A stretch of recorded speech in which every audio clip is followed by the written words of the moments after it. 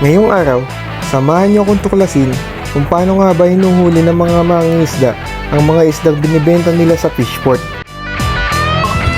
Yang sa dalawa, parang Alas 12 ng hating gabi pa nga lang ay sumakay na kami ng bangka at bumiyahe papuntang Navotas Fishport upang bumili ng yelo. Gagamitin namin ito upang ma-preserve ang mga mahuhuli naming isda.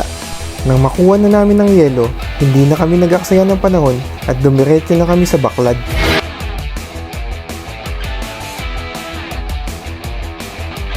Pagdating namin sa baklad, agad nilang inayos at hinanda ang mga gagamitin na panghuli sa mga isda.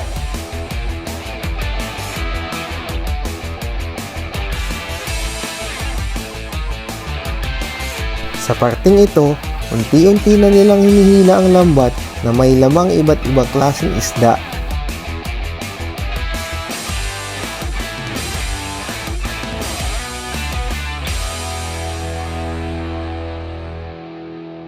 Sinubukan ko rin tumulong at humila ng lubid na nakatali sa lambat.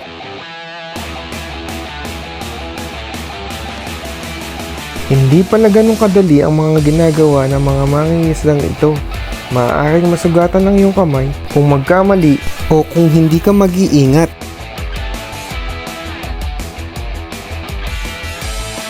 Habang papalapit ng papalapit ay mas lalong humihirap at bumibigat ang paghila sa lambat. Kaya naman kinakailangan ng mas maraming tao upang maiangat ito.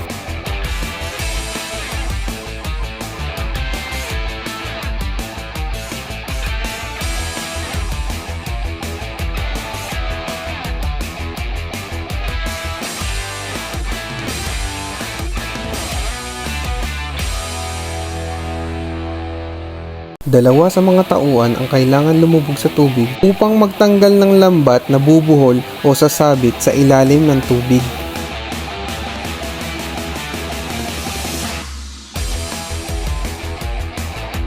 Sa parting ito, tinatanggal na nila ang mga basurang napasama sa loob ng lambat.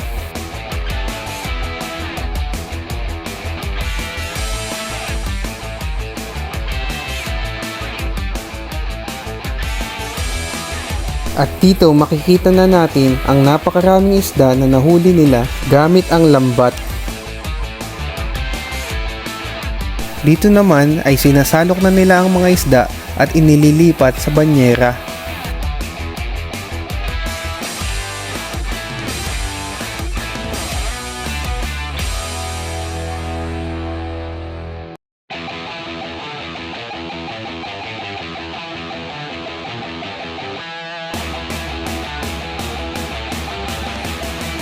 Dito naman ay makikita natin ang pagsisegregate ng mga huli depende sa uri at sukat nito.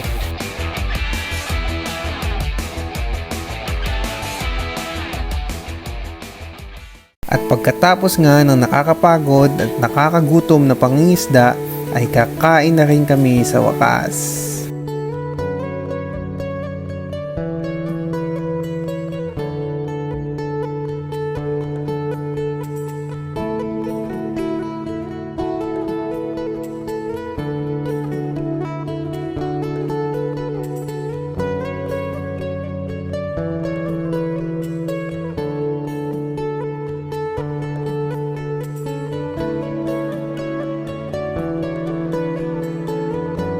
Pagkatapos namin kumain, ay bumalik na kami sa Navotas Fishport upang ibenta ang mga nahuli naming isda.